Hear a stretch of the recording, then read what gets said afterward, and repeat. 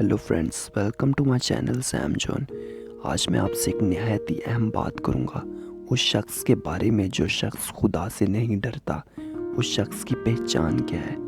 जब हम बाइबल मुक़द्दस पढ़ते हैं, इमसाल की किताब उसका 28 बाब और उसकी 14 आयत में, तो बाइबल मुक़द्दस फरमाती है, मुबारक है वो शख्स जो खुदा से डरता है और जो अपने दिल को सख्त कर लेता है, मुसीबत में पड़ेगा। अगर आप हमारे चैनल पर नए हैं तो आप हमारे चैनल को सब्सक्राइब कर सकते हैं। बाइबल मुक़द्दस बता रही है कि वो शख्स मुबारक है जो खुदा से डरता है और जो अपने दिल को सख्त करता है वो मुश्किल में पड़ेगा।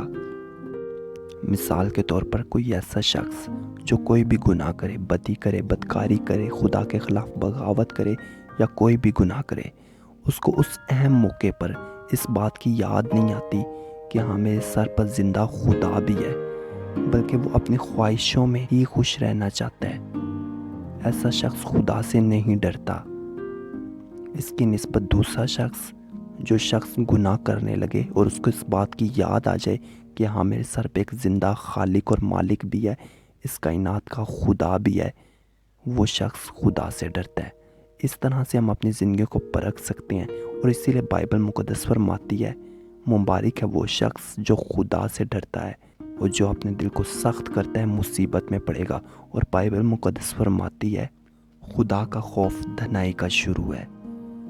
लिहाजा हम अपनी ज़िंदगी में इस बात को देखें कि क्या हम खुदा से डरते हैं या हम खुदा से नहीं डरते। अगर हम खुदा से नहीं डरते तो हमें खुदा से डरने की ज़रूरत है।